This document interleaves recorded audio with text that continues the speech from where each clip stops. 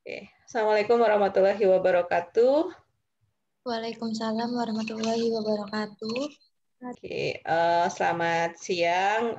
Gimana hari ini? Masih pada praktek?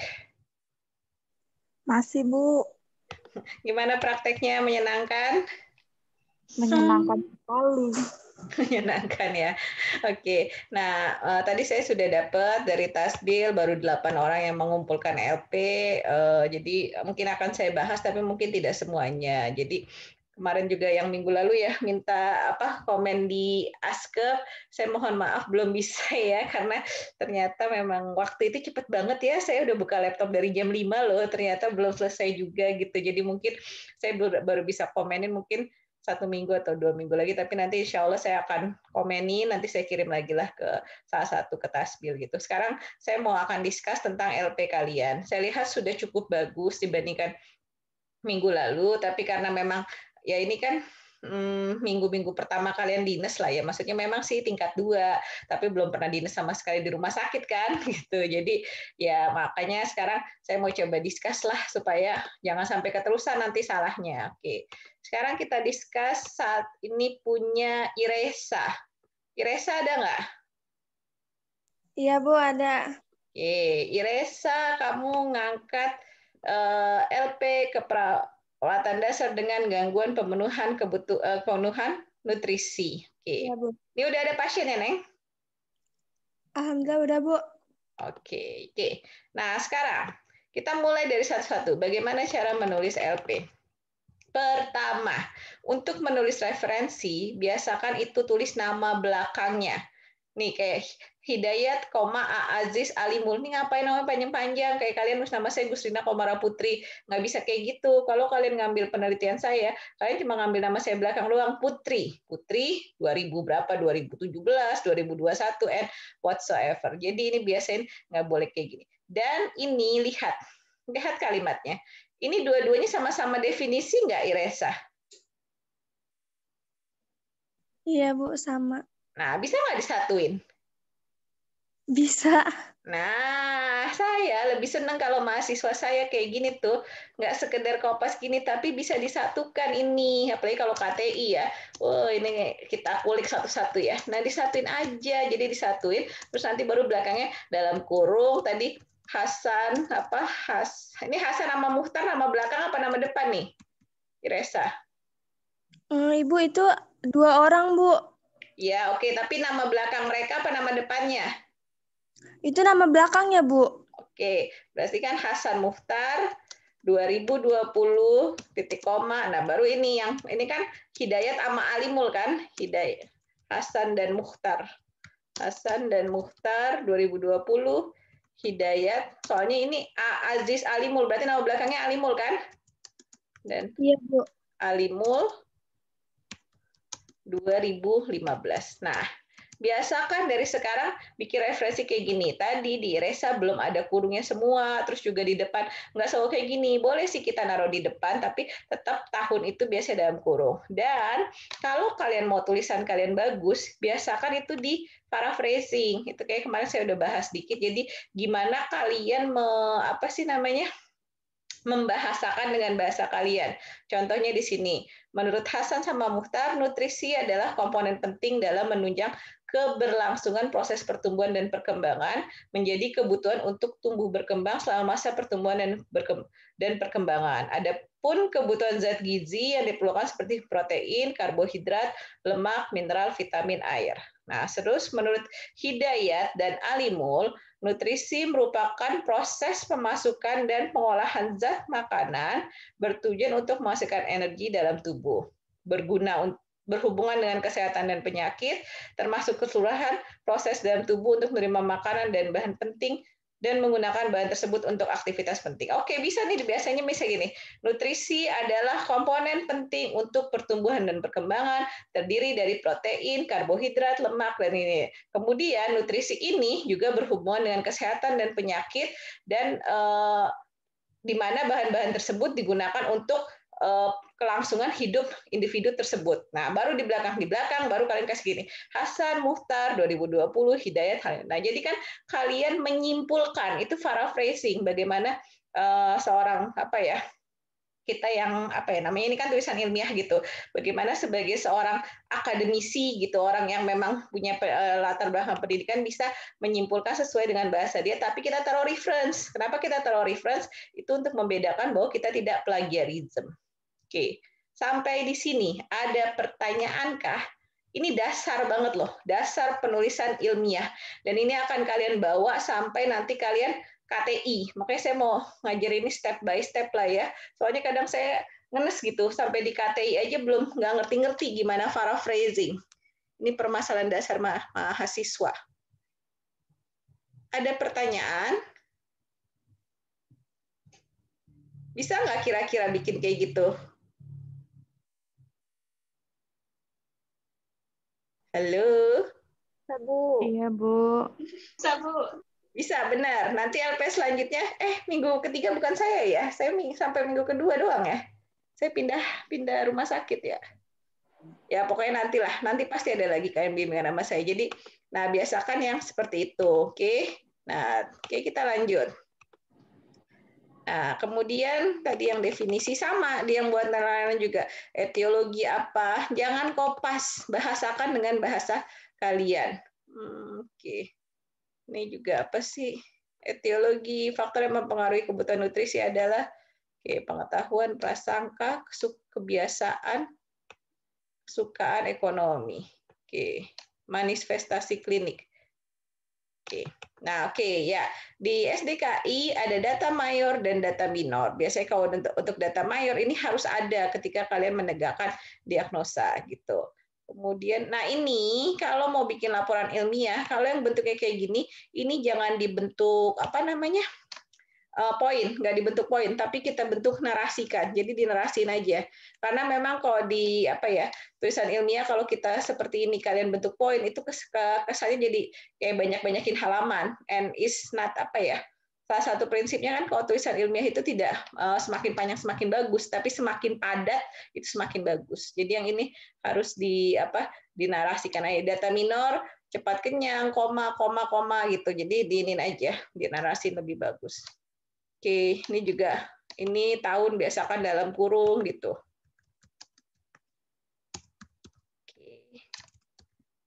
Kemudian patofisiologi dan pathway. Oke, kenapa jadi gabung ini? Iresa, patofisiologi dan pathway. Iresa, kemarin udah saya jelasin apa bedanya patofis sama pathway. Ibu, mohon maaf, patofisiologinya saya belum cari. Baru itu. Maaf ya, berarti Bu. ini pathway. Iya, pathway itu. Nah, dihapus berarti. Oke, nggak apa-apa. Nah, makanya itu lebih jelas karena kalau kamu nyatuin patofisiologi dan pathway, saya akan bilang kan kemarin saya udah jelasin beda. Apa bedanya Iresa, patofisiologi sama pathway? Pathway itu kan perjalanan penyakitnya kayak kebutuhannya ya, Bu ya. Terus kalau patofisiologi? Itu kayak apa lupa. Ya. Ayo. Apanya ya? Kalau patofisiologi kan fisiologis itu proses normal, pato itu penyakit. Berarti kalau patofisiologi proses penyakit. Tapi kalau pathway tadi kayak Iresa bilang ke kebutuhannya. Jadi kalau pathway inilah di sini adalah yang skop perawat kebutuhan ini kita untuk melihat gangguan kebutuhan manusianya gitu, gangguan KDM-nya. Jadi pathway kan lihat ini gangguan ini dan tolong ini jangan pernah di laporan bikin pakai singkatan. Ini nggak boleh, apalagi orang ini orang ini kalian tinggal ketik, masa kayaknya ngetik males banget, saya aja tulis tangan nggak pernah kayak gini. Gitu. Jadi biasakan tidak boleh ada singkatan. Gitu. Dan juga kalau pathway seperti ini, berarti dia harus ada referensi. Dari mana? Gitu. Kan harus jelas. Pakai buku apa gitu, Brunner Studert, Black, Koizer, Potter Perry, banyak lah kalau buku buat keperawatan dasar itu. Oke, komplikasi. Komplikasi dia bisa kelebihan dan kekurangan. Ini juga tidak ada referensinya. Biasakan dari sekarang dan referensi biasanya di bawah di sini langsung. Di sini nih harus ada referensinya. Nggak boleh kita menulis sesuatu tanpa referensi, itu namanya plagiarism. Oke. Kemudian pemeriksaan diagnostik. Oke, ini pathway. Tunggu. Kita dari sini juga lihat lagi nih. Oke, ini kan gangguan nutrisi. Nah, kalau kalian mau negakkan gangguan nutrisi, kalau dia kayak mau dia turun atau naik, data mayornya itu biasanya terkait berat badan. Nah, berat badannya gimana? Bener nggak ada penurunan atau kenaikan? Di Resa, pasien kamu adakah berat badan menurun atau meningkat?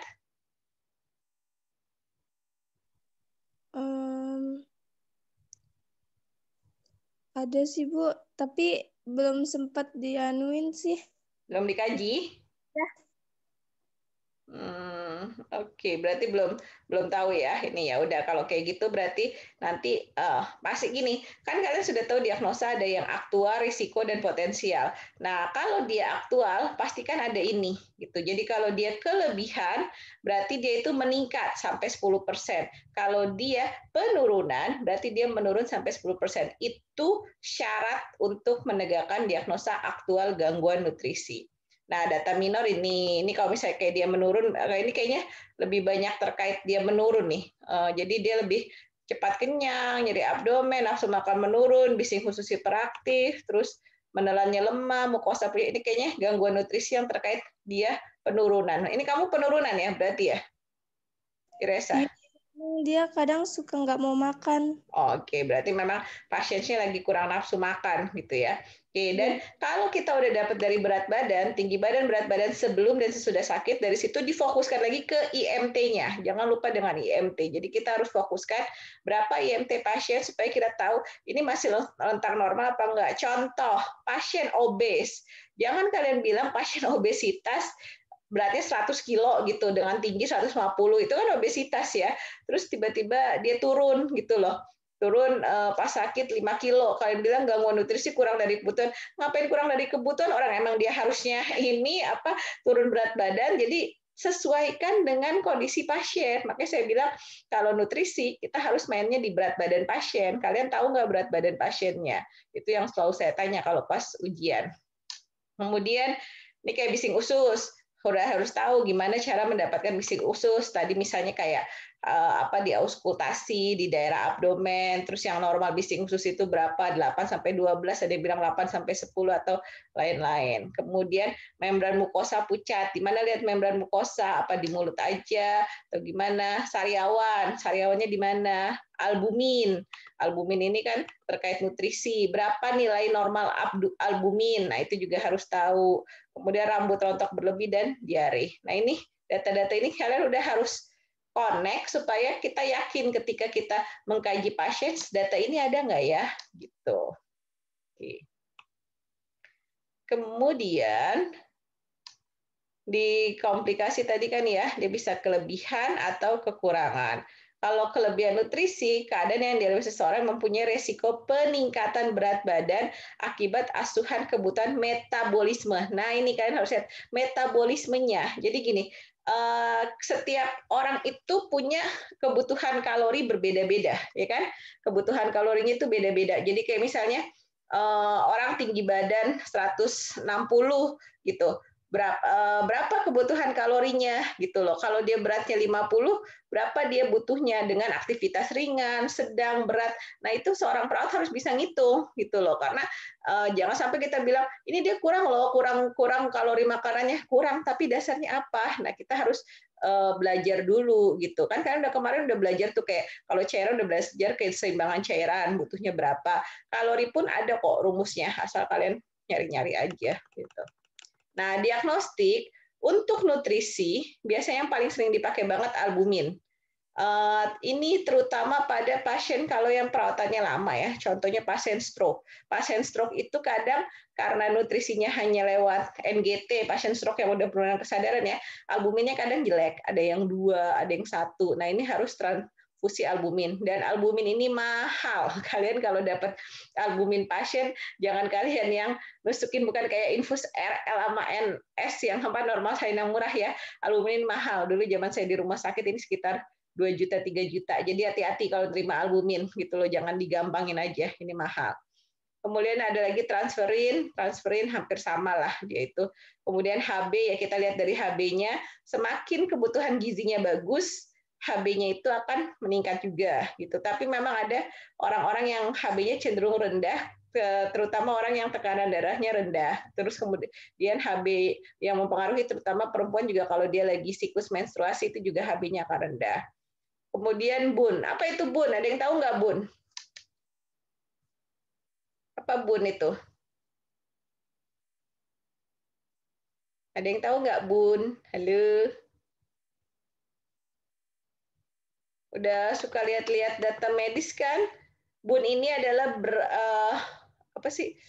ureum kreatinin gitu terkait sama fungsi ginjal. Ini juga kreatinin. Nah, kemudian untuk tadi apalagi yang harus diperiksa terkait nutrisi, antropometri. Antropometri itu terkait pengukuran apa aja, berat badan, tinggi badan. Ini kan kalau yang ideal tinggi badan kurang 100 plus minus 10%. Jadi kalau misalnya dia tinggi badannya 160, kan 160 dikurangin 6 kilo atau 60 ditambah 6 kilo itu masih range normal. Tapi kalau dia sudah kan berarti itu range-nya 66 sama 54 sampai 66 is still okay. Tapi kalau dia misalnya 40 itu terlalu kurus. Tapi kalau dia beratnya sampai 100 kilo dengan tinggi 160 itu menjadi terlalu obes. Nah, itu yang harus seorang perawat tuh paham. Jadi ini kan rumus rumus general, tapi banyak sih rumus yang lain, cuma secara umum sih range-nya seperti ini. Jadi kalau kalian mau tahu berat badan saya udah ideal apa enggak ya, nah coba gunain ini. Dan perawat itu harusnya berada pada range berat badan normal. Kenapa? Karena perawat itu akan banyak menggunakan berat badan tubuhnya juga dalam melaksanakan tugasnya. Tadi yang saya bilang kayak misalnya positioning, ganti posisi pasien, memandikan pasien, memindahkan pasien, dan lain-lain, itu perawat harus masuk di berat badan ideal. Kemudian juga lingkar pergelangan tangan yang di atas dan yang di bawah ini juga harus dihitung. Kemudian lipatan kulit ini juga bisa dihitung nih nilai normalnya. Oke. Kemudian di metode secara klinis bisa pada perubahan ketidakcukupan gizi dapat dilihat seperti kulit, rambut, dan mata. Ya kalau kayak rambut kan rambutnya agak rambut jagung tuh yang agak kemerahan, itu bisa dibilang kekurangan gizi. Kemudian juga matanya agak mata cekung gitu, itu juga kekurangan gizi. Kemudian juga kalau dari diet kita melihat dari jenis makanan dan porsinya. Dan ini juga pemeriksaan diagnostiknya enggak ada referensinya ya, IRESA ya. Iya, Bu. Nah, iya, ini nggak ada referensinya. Makanya saya bilang, biasain referensi itu bukan cuma di dapus aja terakhir, gitu, tapi harus dengan setiap yang kalian tulis itu harus jelas. Oke. Kemudian penatasan medis, Brunner Studert. Oke, 2013.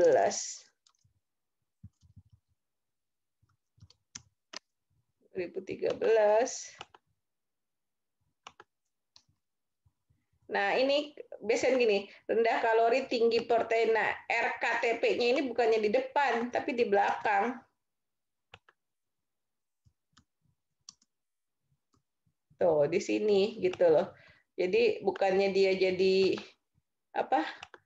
Karena kan kita kepanjangannya dulu, baru ininya, baru singkatannya gitu. Jadi harus dibiasain kalian tuh kalau bikin ini kayak IMT. Nah, ini benar IMT, BMI ini benar seperti ini gitu. Tapi kalau tadi rendah kalori tinggi, nah itu harus dibiasain karena kadang kalau nggak dibiasain nanti kalian sampai KTI kayak gini terus jadinya. Kemudian rumus body mass index bahasa Inggris harus di italic. Oke, ini rumusnya. Oke, kebutuhan kalori. Oke.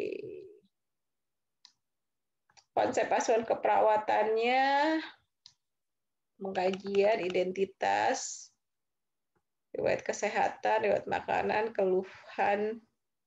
Oke, nah kalian harus lihat nih ya. Jadi konsep asuhan keperawatan per kebutuhan itu kadang berbeda-beda gini. Kenapa beda? Karena dia akan menspesifikkan sesuai dengan kebutuhannya. Contoh kalau identitas sih biasanya hampir sama lah ya. Nah, nanti kan akan beda nih kayak udah mulai dari kayak riwayatnya. Di riwayat kesehatan, nah kita udah mulai nanya nih kayak wait, dia langsung cepet banget. Oke, wait. Nah, di riwayat kesehatan kita akan nanya gitu tipe makanan dia apa, kemudian makanan yang disukain, kemudian apa sih apa yang dia nggak disukai. Nah, ini harus kita fokus di sini. Nah, makanya kalian kenapa sih mahasiswa itu bikin LP dulu sebelum ke pasien? Karena dengan adanya LP, kalian tuh tahu, oh saya mau nanya hal ini loh ke pasien saya mau fokus ke nutrisi, berarti saya mau benar-benar nanya makan dia sukanya apa yang dia nggak habis, terus suasana makan dia seperti apa dia suka sambil ngobrol, atau dia diem aja, atau dengar musik, atau apa. Nah, itu kita harus fokusin sesuai dengan laporan yang kalian buat. Nah, makanya kan sekarang saya bilang, biasain sebelum ke pasien itu bikin LP. Jadi di otak kalian tuh udah berpikir, oh saya mau ngambil data ini, dan ngambil data. Karena kalau kalian bikinnya terakhir, nanti pas sudah ke pasien baru mikir, kok data itu nggak dapet ya? Kok ini apa? Nah, itulah kenapa mahasiswa bikin LP dulu, supaya udah ada critical thinking-nya. Gitu. Oke, keluhan utama yang dirasakan, riwayat penyakit. Oke. Nah, riwayat penyakitnya juga bisa kita, kalau kayak nutrisi ini biasanya kita nanya DM. Ada DM nggak? DM ini penyakit yang benar-benar terkait dengan nutrisi. Karena ketika dia itu tidak bisa menjaga nutrisinya, itu penyakit akan kambuh lagi. Oke. Kemudian ya sama, dia bisa di riwayat penyakit sekarang atau riwayat penyakit keluarga. Ini DM hipertensi masuk di sini nih. DM hipertensi. Oke. Kemudian tingkat aktivitas sehari-hari. Oke. Oke, ini ada yang dibikin tabel, ada yang bikin seperti ini. This is up to you, terserah kalian sih ya. Nah, ini pemeriksaan fisik kenapa nggak ada, Neng? Iresa? Pemeriksaan fisik ini banyak loh, head to toe, dari kepala sampai ujung kaki. Kemana pemeriksaan fisiknya? Ada Bu, tapi saya hapus tadi. Kenapa dia hapus kebanyakan dan bingung? Iya Bu, tambah lagi saya kan shift malam, jadi pusing. Pusing ya shift malam ya. Ada yang pernah naik malam 4 malam? Enak loh naik malam 4 malam. Oh, udah pada dinas malam ya? Ya, udahlah, nggak apa-apa lah. Ya, jadi memang itulah suka duka jadi perawat ya. Kalian harus membiasakan diri dengan shift malam dan dinas malam. Saya dulu seneng loh dinas malam itu karena kalau menurut saya enak, nggak riuh, saya bisa fokus ini. Tapi memang kalau kebanyakan ya kayak 4 malam habis itu oleng jadi gitu. Oke, nah ini diagnosa.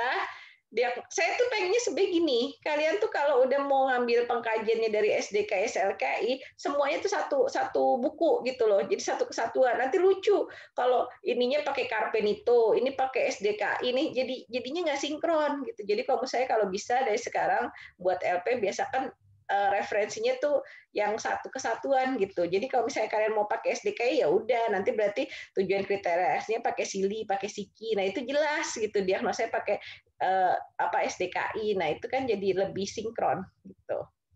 Oke, ini diagnosa keperawatan. Oke, pada pasien pemenuhan kebutuhan nutrisi adalah defisit nutrisi berhubungan ketidakmampuan menerima makanan sama resiko defisit nutrisi berhubungan dengan faktor risiko. Oke, ini dari Karpenito ya. Intervensi. Kita menentukan prioritas masalah, menentukan tujuan ini. Oke, sama. Oke. Manajemen identifikasi nutrisi, alergi, porsi makan dihabiskan meningkat. Nah, ini jangan kayak gini. Kalau saya mah nggak seneng yang kayak gini, yang meningkat ini. Ini harus jelas. Berarti porsi makan dihabiskan aja gitu. Porsi makan dihabiskan. Atau misalnya dihabiskan. Atau misalnya porsi makan lebih dari setengah porsi gitu. Nah, ini boleh gitu. Jadi terhitung gitu. Tapi kalau hanya meningkat, kita nggak tahu meningkatnya mau sampai mana. Itu jadi nggak jelas gitu. Kemudian juga bising usus membaik. Nah, bising usus membaik, langsung aja taruh bising usus, bising usus normal. Berapa normalnya? Kita terserah kalian mau pakai patokannya yang mana gitu ya. Ada yang 8 sampai 12, ada. Nah, itu up to you gitu. Terserah kalian. Nah, ini juga nafsu makan membaik, apa indikatornya? Nah, kalau kayak gini kan bahasa-bahasa yang ambigu, ini harus jelas indikatornya. Membaik itu apa? Dari porsi makannya, atau dari pasiennya terlihat bersemangat ketika makan. Nah, ini harus jelas gitu. Oke, kemudian coba kita lihat dari identifikasi status nutrisi, alergi dan intoleransi, kemudian makanan yang disukain, kebutuhan kalori. Nah, ini kebutuhan kalori. Kalau Iresa ngambil kasus ini, yang saya minta adalah nanti bukan Iresa aja ya, siapapun. Kalau kalian ngambil kasus nutrisi, hitung kebutuhan nutrisi, berarti hitung kebutuhan kalori pasien. Gimana cara menghitungnya? Cara menghitungnya itu kalian ambil dari tingkat aktivitas dia, tingkat aktivitasnya. Kemudian dari jenis kelamin, karena buat laki-laki dan perempuan itu beda. Kemudian dari tinggi badan dan berat badan. Kemudian habis itu dari gitu. Nah, itu ada ini beberapa indikatornya. Cari bagaimana cara menghitungnya. Nah, itu harus kalian masukin di data pengkajian kalian. Kalau memang nanti kalian mau menegakkan diagnosa nutrisi, karena nggak bisa tiba-tiba diagnosa nutrisi kalian bilang kurang, tapi kita nggak tahu kebutuhan nutrisinya. Karena kan kalau di rumah sakit orang gizinya tuh biasanya dengan tinggi badan berat badan dia udah tahu, oke, ini dikasih 2.000 kalori, ini dikasih 2.500 atau apa. Nah, berarti kita harus mengidentifikasi kebutuhan kalorinya dan jenis nutriennya. Nah, jenis nutrien. Kenapa kita harus mengidentifikasi jenis nutrien? Karena ini berbeda-beda tiap pasien, gitu loh. Berbeda-beda in terms of kalau kayak pasien DM, berarti dia itu harus yang rendah gula. Kalau pasien hipertensi, berarti dia itu harus yang rendah garam gitu. Jadi kita harus lihat kalau dia misalnya ada patah tulang, berarti dia harus yang tinggi kalsium. Nah, itu yang kita harus lihat sesuai dengan kebutuhan pasien gitu. Dia mau kita kasih yang jenis apa nih yang bagusnya gitu. Identifikasi perlunya penggunaan selang nasogastrik. Kamu mau pakai selang nasogastrik, kenapa pasien kamu mau dikasih nasogastrik, Iresa? Enggak, Bu, nggak dipakein. Itu Nah, berarti harusnya dihapus itu. yang ada di buku itu saya masukin. Nah, itu dia, makanya saya bilang hati-hati ketika kalian baca SDKICQ maupun Karperito atau apa, ketika bikin di sini, kalian nanti di LP pun sudah disesuaikan, tapi kalau LP masih oke lah, tapi nanti maksudnya di ASKEP-nya jangan langsung dipakai semua, kalau ini nggak sesuai, ngapain gitu, jadi harus dilihat, apalagi nanti di ASKEP, kalau di LP masih nggak apa-apa gitu. Kemudian monitor asupan makanan, monitor berat badan, dan lab. Oke, lakukan oral hygiene. Oke. Oral hygiene ini biasanya kalau pasien penurunan kesadaran ya, kalau dia sadar mah biasanya dia sikat gigi sendiri. Siapa sih yang, maksud saya secara normal ya, kita kan nggak enak ya kalau mulut kita itu kotor gitu loh, kita pakai buat makan gitu. Tapi kalau pada pasien yang penurunan kesadaran memang ini perawat yang melakukan. Kemudian berikan makanan tinggi serat untuk mencegah konstipasi, berikan makanan tinggi kalori. Nah, ini sesuaiin jenis nutriennya, suplemen, hentikan. Oke. Ajarkan posisi duduk dan ajarkan diet. Nah, ini kolaborasi. Oke. Oke, nah ini resiko defisit nutrisi. Oke. Oke. Porsi makanan dihabiskan. Nih ada yang typo nih. Porsi makan dihabiskan. Oke. Kemudian, wait.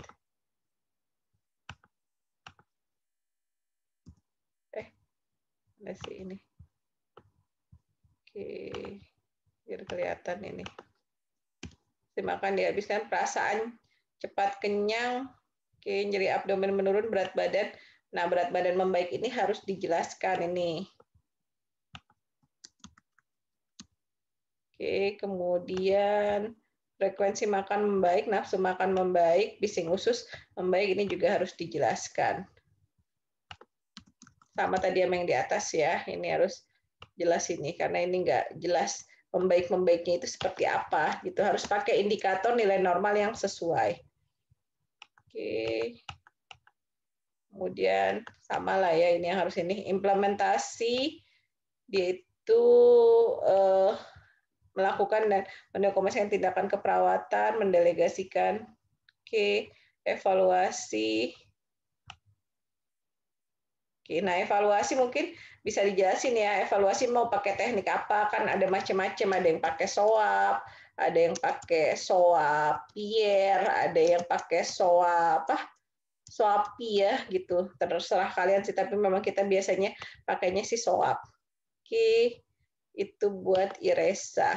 Oke, ada pertanyaan Iresa atau yang lain? Tidak, Bu, cukup. Jelas, benar, yakin? Insya Allah, Bu, yakin. Yang lain gimana? Erni, Tia, Nina, Dede, Sevianti, Anissa Salwa, Tasbil, Listia. Ada yang mau nanya?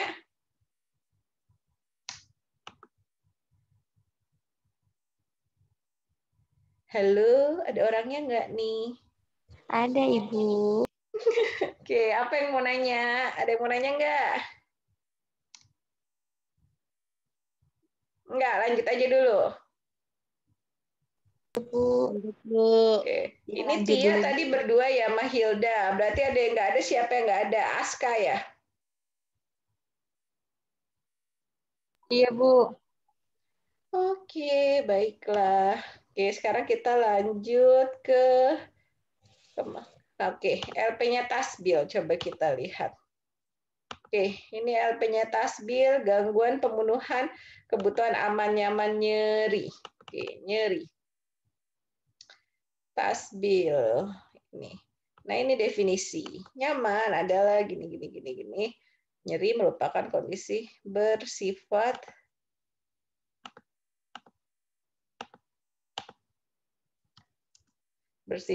subjektif, nggak usah sangat berapa subjektif. Oke, dan hanya orang tersebut yang dapat. Oke, nyeri akut adalah pengalaman sensori. Oke, ini dibiasain dengan italik. Kemudian ini harus ada tahunnya. Tahunnya berapa? Karena kalau udah ada dari mana referensinya, itu kita harus ada tahunnya. Oke, kemudian awitan yang oke, kemudian nanda.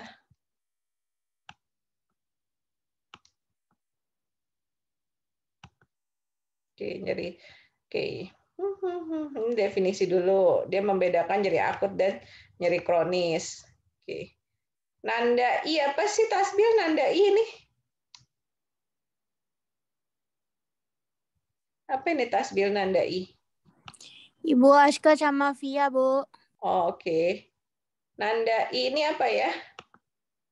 Tasbil, mana Tasbil? Apa, Bu? Ini nandai ini apa, Neng? Apaan ya, Kak? Kan? Saya nggak ngerti kalau nandai ini. Coba apa cek dulu. Saya nggak paham ini apa tuh ya. Iya, Bu. Nanti dicek ya, Bu. Iya, ini nggak jelas ininya tuh apa. Nah, kemudian ini juga tadi nih. Ini kan Tasbil semuanya mau ngejelasin nyeri itu apa. Oke. Sebenarnya kamu nih yang kurang ini nih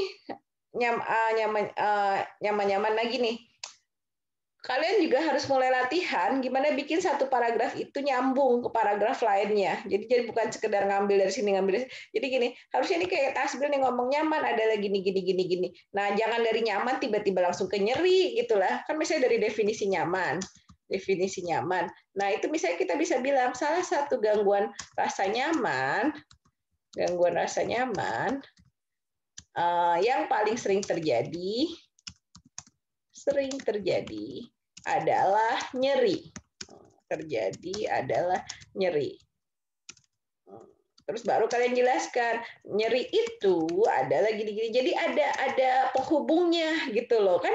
Kalian jago bikin caption kan. Nah, sama aja ketika bikin tulisan tuh sama kayak bikin caption gitu. Jadi bikin itu kayak mengalir gitu loh. Jangan cuma ambil dari sini tapi nggak ada koneksinya. Nah, ini yang harus dibiasakan. Jadi kalau kayak gini nih saya tahu Tasbu udah ngomongin nyaman terus langsung ke nyeri aja gitu. Nah, terus kalau misalnya di sini udah definisi nyeri adalah bla bla bla bla bla apa gitu kan. Kemudian baru di sini ada dua jenis tipe nyeri, yaitu nyeri akut dan nyeri kronis. Nah, jadi kasih kalimat sambungnya itu yang saya bilang gunanya paraphrasing. Jadi ketika kemampuan kalian tuh buat mensistematikakan gitu loh, ada sistematiknya gitu dari tulisan kalian. Oke. Jadi nanti ini direvisi lagi ya, Tasbil ya. Baik, Ibu. Oke, ini etiologi, ini juga tadi yang sama yang ini. Saya nggak mau ini bentuknya poin, tapi narasi aja lah. Nggak usah panjang-panjang ini. LP 10 halaman hebat, bikin LP 10 halaman ya. Saya dulu zaman kuliah cuma 3 atau 4 halaman, tapi pertanggungjawabannya dunia akhirat sama dosen saya tuh ya. Ya, oke. Ini manifestasi klinis. Oke, ini juga kalau kayak gini-gini biasain dibikin narasi aja. Oke. Sekarang enak sih ya, tinggal ketik-ketik gini aja. Ini narasi aja. Oke, kemudian oke. Nah, sama juga ini kamu patofis apa pathway Tasbil?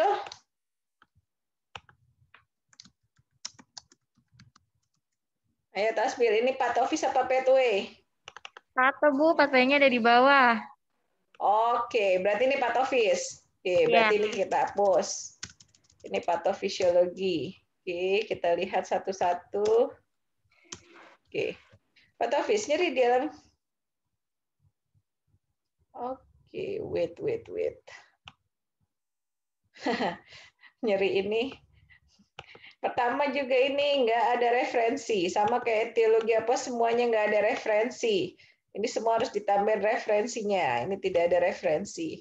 Saya mau nanya ini kamu dapat beneran dari mana sih Tasbil? Kok begini sih patofisnya? Oh bisa jelasin nggak? Nyeri ini saya dulu faal ya, salam ini nih menyenangkan tapi kok nyeri ini bagus banget tahu kalau buat dipelajarin. Begadang nih belajar kayak gini, tapi enak kok belajar kayak gini. Coba jelasin Tasbil, nyeri. Ya, jelasin patofisiologinya, Bu. Boleh.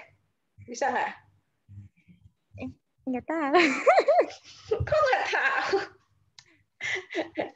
Kalian nanti ya, kalau insya Allah melanjutkan pendidikan lagi ya, S1 ya, dosen Evika itu sangat senang nanyain patofis nih. Mau saya ujian apapun, selalu ini patofis ini udah harus hafal mati ya, gitu. Jadi kita harus ngejelasin, oke nyeri, gimana terjadinya nyeri? Oke, jadi pertama ada reseptor di saraf ini, kemudian ke sumsum tulang belakang, gini-gini menghantarkan, ada ini. Nah, jadi kayak gini-gini tuh, kalau kayak gini nih saya bingung, beneran nggak kebayang sama saya, ini apaan sih maksudnya gitu loh. Jadi kalau nyeri itu kan ada simpul sarafnya itu nanti ke milein-mileinnya itu. Nah, itu harusnya bisa digambarkan di sini. Tapi ini penjelasan patofisnya ini Tasbil saya tidak paham. Jadi ini tolong direvisi pakai ini aja lah, pakai yang apa tuh skema. Kalau saya sih senangan patofis itu dengan skema, karena kalau dengan skema itu lebih mudah gitu loh. Kalau dinarasikan kayak gini jadi malah bingung gitu loh. Jadi kalau ini kan ngomongnya nyeri diawali dengan kerusakan jaringan. Kemudian jaringan tubuh melepaskan zat kimia sebagai vasodilatator yang kuat. Edema, kemerahan, dan nyeri menstimulasi pelepasan prostaglandin. Oke, kemudian ada transduksi, perubahan energi stimulus menjadi energi elektrik ketika energi listrik mengenai nociceptor dihantarkan melalui. Nah ini makanya saya nggak paham ini patofisnya. Cari lagi ya, Tasbil harus direvisi nih. Saya nggak paham ininya. Pathway, oke. Faktor presipitasi. Apa faktor presipitasi? Apa faktor presipitasi? Apa Tasbil?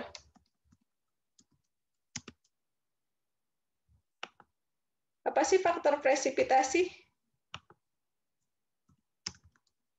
Ayo, berani menulis, berani mempertanggungjawabkan. Kalau apapun namanya timbulnya gangguan jiwa atau secara umum dia itu hubungan yang bermusuhan kayak tekanan isolasi, perasaan tidak berguna, putus asa atau tidak berdaya. Kamu baru googling ya.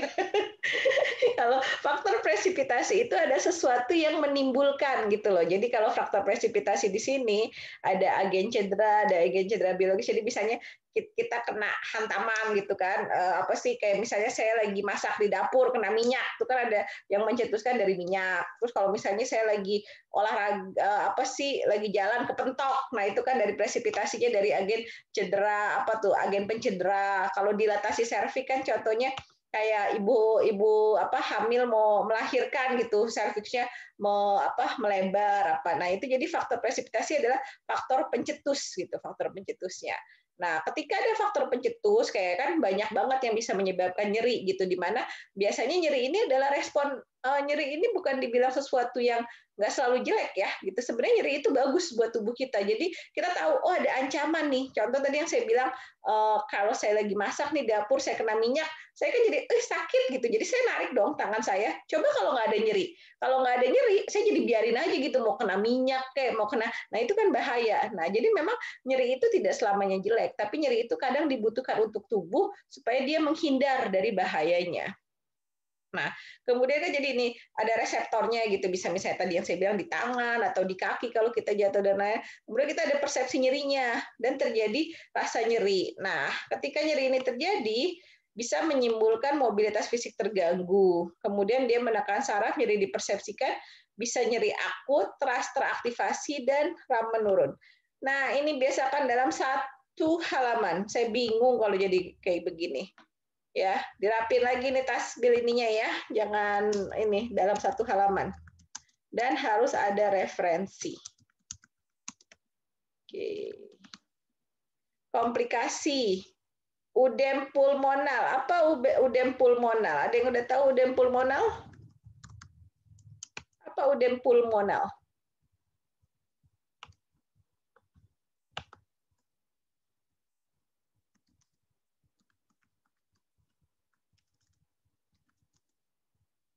Apa tasbil udem pulmonal? Langsung pada googling nih kayak gini. Edema paru ya, Bu? Iya, pintar. Ya, jadi kalau nyeri nih, nyeri yang simpel aja ya. Nyeri itu memang masalah yang 90% pasien datang ke rumah sakit karena nyeri lah. Sesimpel gini, kayak kalau saya tipikal orang yang kalau sakit kepalanya nggak hilang dengan saya misalnya tidur atau saya makan kan bisa karena saya telat makan atau apa. Nah itu kalau saya kan itu biasanya kalau saya naiknya ke asam lambung saya meningkat dan itu membuat bisa jadi saya mual gitu. Nah ada beberapa nyeri itu yang memang jadi kayak orang itu jadi kayak nafasnya apa sih namanya nafasnya nggak teratur, kemudian kerja paru itu tidak maksimal gitu, akhirnya bisa nanti jadi ada pembekakan pada paru. Jadi memang nyeri ini kalau tidak diatasi akan banyak bisa menimbulkan masalah dan ini yang harus seorang perawat hati-hati banget gitu. Kalau di luar negeri ya mereka itu kan orangnya bisa dibilang toleransi nyerinya rendah banget ya. Nah itu mereka kadang sampai kalau udah pasien ngeluh nyeri itu gampang dikasih morfin gitu. Nah kalau di kita memang kita agak nggak terlalu banyak karena memang balik lagi kalau di Indonesia kan mahal ya obat-obatan analgesik itu. Jadi kita palingan kan analgesik umatnya paracetamol, panadol, ngeluh nyeri kasih panadol gini. Walaupun kita tahu ya kalau panadol gitu itu kan hanya bisa nyeri ringan. Tapi kalau dia contoh nyeri pasien kanker, nyeri pasien yang apa tuh post op atau apa yang memang nyeri tinggi, nyeri ini pada ibu melahirkan, itu kan nyeri berat itu nggak akan hilang dengan panadol. Kalian mau ibu melahirkan, kalian kasih panadol 1 strips kagak bakal hilang gitu. Tetap kita harus ngasihnya morfin.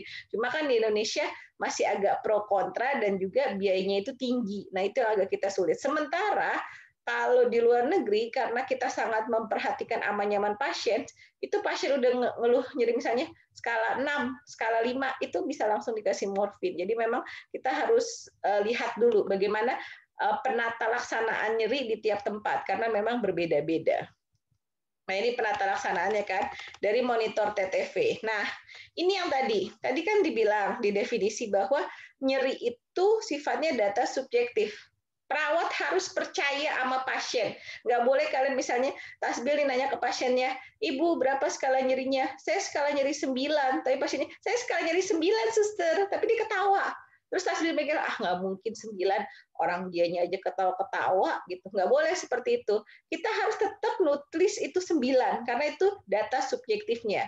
Tapi kita akan nulis lagi data objektifnya. Kita tensi kan. Oh, di tensi ternyata cuma 120, 80 atau apa. Nah, itu nanti kita cross check-kan gitu loh. Jadi memang nyeri itu nggak boleh kita mikir bohong aja nih pasien, masa sih dia nyeri tinggi tapi dianya masih ketawa-ketawa gini. Nggak boleh. Pokoknya nyeri apa data subjektif pasien itu harus kita masukkan. Nah, kemudian pengkajian nyeri kan ada lagi PQRST. Kita akan kaji lebih dalam. Nyerinya terus-terusan nggak, Bu? Nyerinya itu nyeri seperti apa? Nyeri ditusuk-tusuk, nyeri tertiban, nyeri apa? Nah, itu jadi kita harus mengkaji lagi di PQRST-nya itu, yang itu menjadi data objektif gitu loh. Jadi data subjektif berupa apa ya?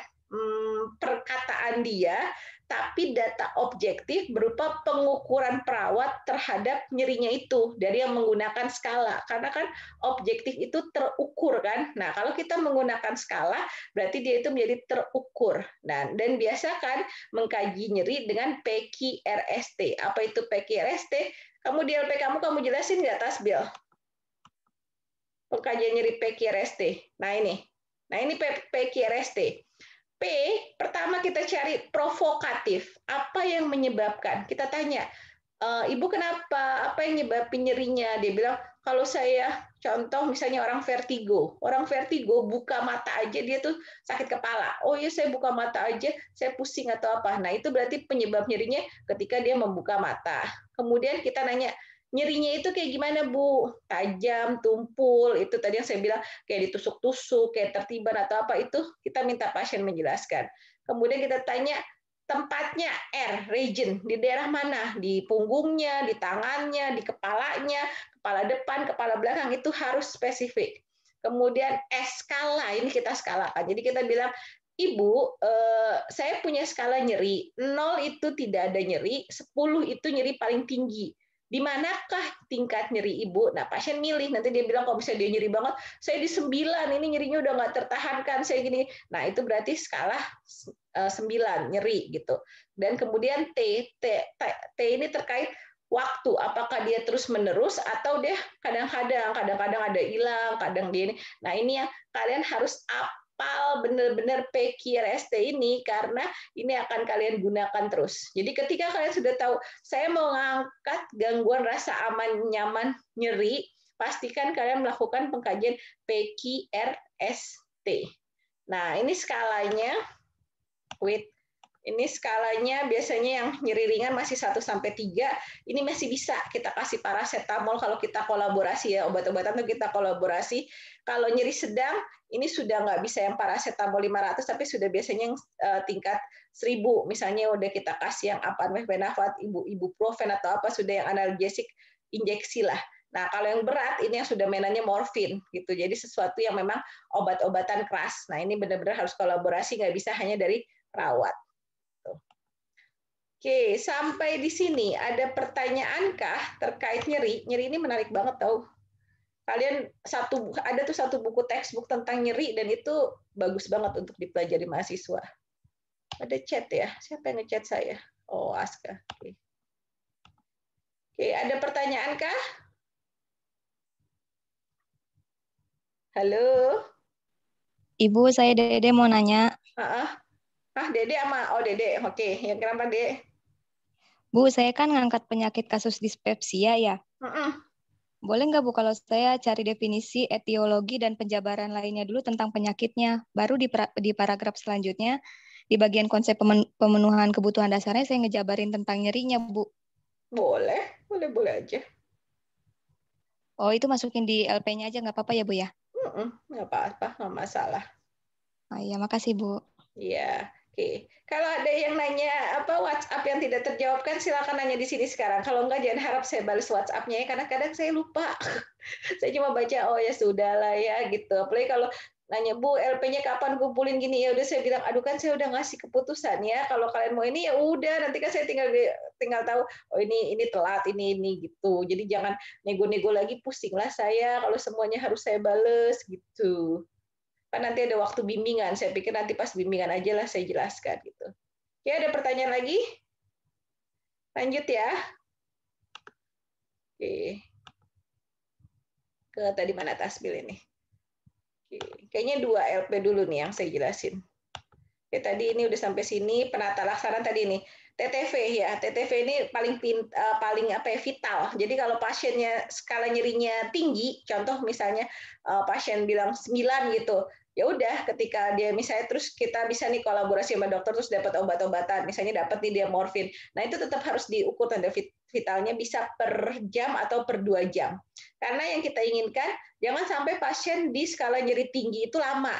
Kecuali ibu melahirkan ya. Kalau ibu melahirkan memang nyeri kan itu untuk mendorong kontraksinya gitu loh. Tapi kalau pada apa ya, walaupun orang kanker atau apa kan itu akan mengganggu kualitas hidupnya gitu, kualitas derajat kesehatannya. Jadi kita harus pastikan nyerinya itu berkurang. Kemudian kaji adanya infeksi atau peradangan nyeri, distraksi. Distraksi ini bisa pada nyeri ringan dan sedang. Kalau sudah nyeri tinggi itu kita nggak bisa, nggak guna gitu. Kalian mau ngasih teknik relaksasi ke ibu, kalau ibu melahirkan memang sekarang ada ya yoga gini, tapi tetap aja dia akan merasakan nyeri gitu loh. Nggak bisa benar-benar nggak ada ininya, tapi mungkin nyerinya itu menjadi lebih minim. Kompres hangat ini juga bisa pada nyeri ringan dan nyeri sedang. Kemudian kalau ini yang kita kolaborasi, kita memberikan analgesik atau anti-inflamasi non-steroid. Nah, ini juga ini kolaborasi ya.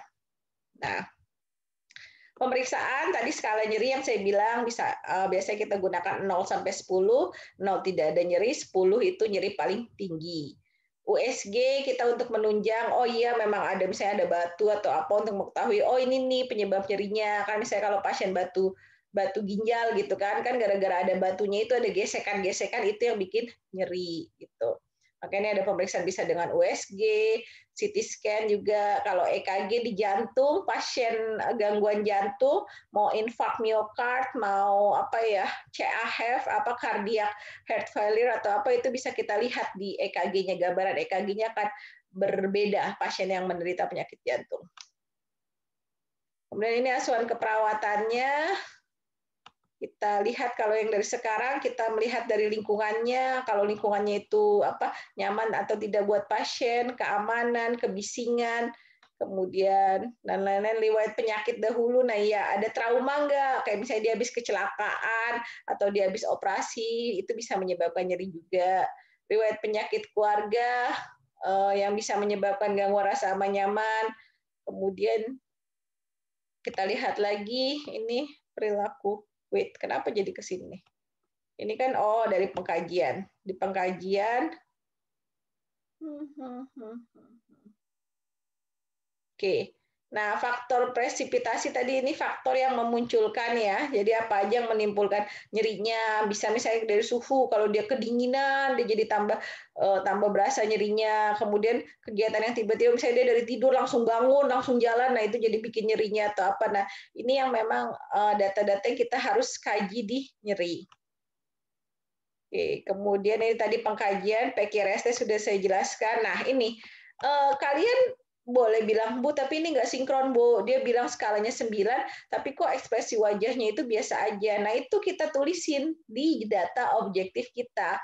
Kan idealnya kalau pasiennya itu nyeri berat, dia akan lebih kayak bisa gigi bibirnya digigit, terus kayak matanya lebih kayak dia gimana nahan atau apa. Nah, ini yang ideal. Tapi kalau misalnya pasiennya skala 9 tapi dia kotak-ketawa, ya itu kita tulis di data objektif kita. Jadi data subjektif skala nyeri 9, tapi data objektif pasien terlihat rileks, pasien terlihat bisa tertawa atau apa, nah itu tetap harus ditulis juga. Kemudian ini data verbal ya, kalau dia nyerinya tinggi, dia menangis, nah ini kalau yang kayak gini kita bikin jadi narasi. Referensinya juga, ini belum ada referensi. Oke, kemudian di diagnosa keperawatan, Nyeri kronis berhubungan dengan agen cedera. Ini pelajari apa perbedaan? Apa perbedaan agen cedera biologis, fisik, dan kimia? Kalau kalian ujian sama saya, ini pasti bakal saya nanya. Oke, kemudian nyeri berhubungan dengan inflamasi, aktivitas berhubungan. Oke. Oke, kemudian ini intervensi dan rasional. Nah, biasakan ketika kalian bikin tujuan, ini harus jelas range waktunya. Berapa lama? Tadi kan kalau yang kayak di IRESA tuh ada 3 kali 24 jam, 5 kali 24 jam, gitu. Berapa lama harus jelas ininya. Dan memang biasakan kalian paham sampai di rasional. Ini harus paham gitu loh. Jadi nanti kalau mau kalian ngelakuin tindakan apapun, tahu, oh saya ngelakuin ini karena ini, saya ngelakuin ini kayak gini. Jadi kan kaji nyeri supaya kita tahu. Kemudian kita beri analgesik. Analgesik memang fungsinya untuk mengurangi nyeri. Tanda vital kita buat tahu keadaan umum pasien. Jadi pastikan kalian itu paham bagaimana melakukan intervensi ke pasien itu dengan alasannya. Ya, tadi juga tujuannya belum ada waktunya, range waktunya tidak ada. Oke. Nah, ini implementasi, evaluasi. Oke, nah evaluasi ini jelasin aja mau pakai apa metodenya, metode SWOT atau apa. Nah, ini harus jelas. SWOT, SWOT. Oke, daftar pustaka kok jauh banget di bawah ini, tasbilannya banget. Daftar pustaka kita pakai EPA. Baca penulisan EPA itu kayak gimana. Kalau saya ngajarin kayak gini lagi, nanti bisa berapa jam sendiri. Oke, ada yang mau ditanyakan? Halo?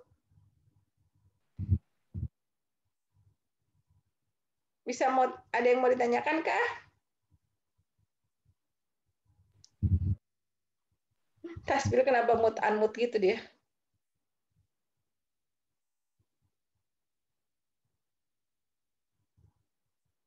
Oke, kalau nggak ada yang ditanyain, berarti sudah paham ya? Sudah paham kan?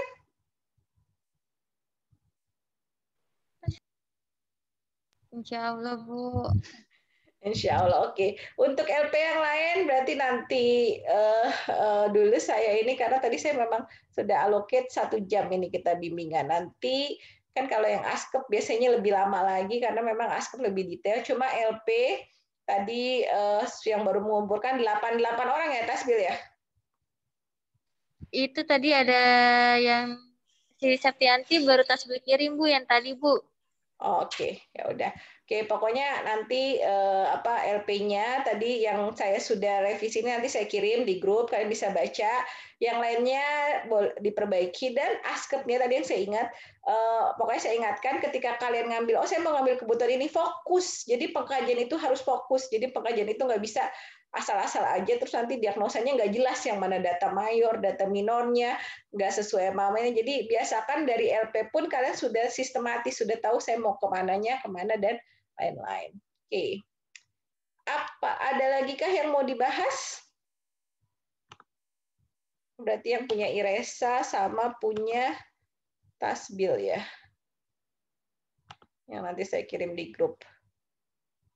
Oke. Ada yang mau ditanyakan terkait prakteknya sekarang? Oh ya, kayaknya saya dapat apa nih?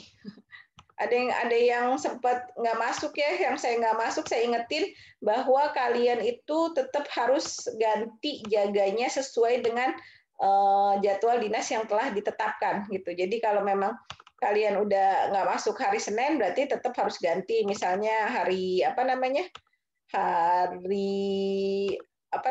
hari Sabtu atau hari apa, jadi tetap harus ngeganti, nggak bisa nggak diganti itu. Dan tanya aturan rumah sakit, karena kalau misalnya kalian bilang nggak enak badan apa, kalau rumah sakitnya minta swab lagi, ya itu memang sudah rusak aturannya. Jadi gini, yang saya tahu kalian itu tidak boleh kalau sampai masuk lagi itu dimintanya swab PCR. Ayo, makanya saya ingetin lagi, pinter-pinter jaga kondisi badan, karena kalau itu sudah aturan rumah sakit, Itu bukan rumah sakit saya ya, saya nggak bisa merubah rumah sakit. Jadi jangan nanti ke saya, Bu gini-gini, ya gimana? Bukan aturan dari saya, itu kan sistem yang membuat dari dari kebijakan rumah sakit, dari pengalaman mereka dan lain-lain. Jadi nggak bisa kalian komplain ke saya, kesannya tolonglah begini, saya mau nolong kayak gimana? Saya bilang saya tidak punya rumah sakit dan bukan kampus juga, walaupun kita satu afiliasi, kebijakan itu diturunkan berdasarkan dari pengalaman rumah sakit. Jadi kayak waktu kakak-kakak kalian masih bisa kita nego pakai antigen. Ternyata antigen itu banyak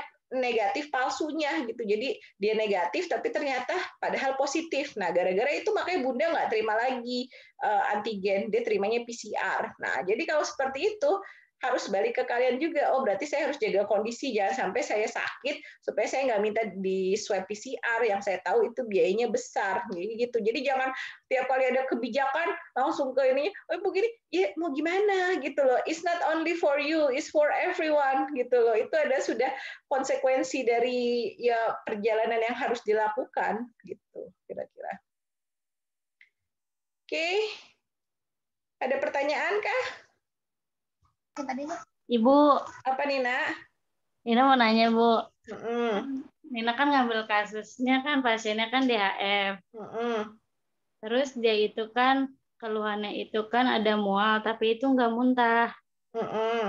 Kan aku kan ngambil LP-nya kan cairan dan elektrolit ya, Bu.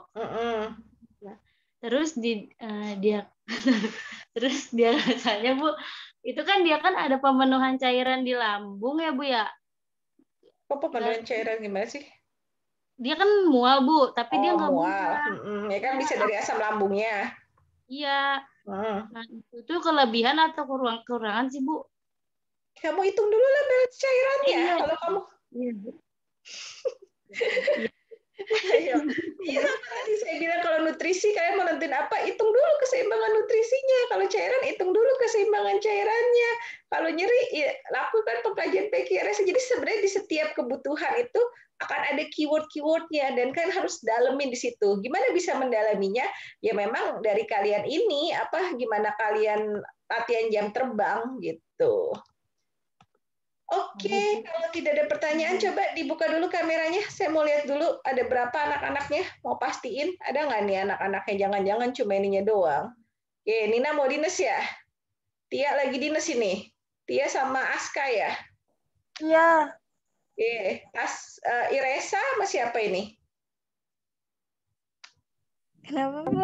Iresa sendiri di rumah? Iya, di rumah Bu lagi libur. Oke, Tasbil apa? Nggak dinas? Lagi dinas, Bu, masuk pagi. Oke, Listia apa? Sama Tasbil, Bu. Oh iya, sebelahan. Dede mana nih? Dede sama Anissa Salwa mana? Dede lagi nyari kerudungan, Bu. Baru nyari kerudungan. Aduh, gimana ini? Kemana kerudungannya? Oke. Wah, Tia sama Hilda di ruangan mana nih? Dek, lama amat sih, Dek, nyari kerudungnya, Dek. Iya. Tia sama Hilda di ruang mana? Bu. 213 ya? Oh, lantai 2. Iya, Bu. Oke. Oke, saya screenshot dulu. Nina, lihat sini, Nak. Oke, kita screenshot dulu. Silahkan cari angle masing-masing. 1, 2, 3. Kalian tuh seneng ya kalau kira screenshot kayak gini ya.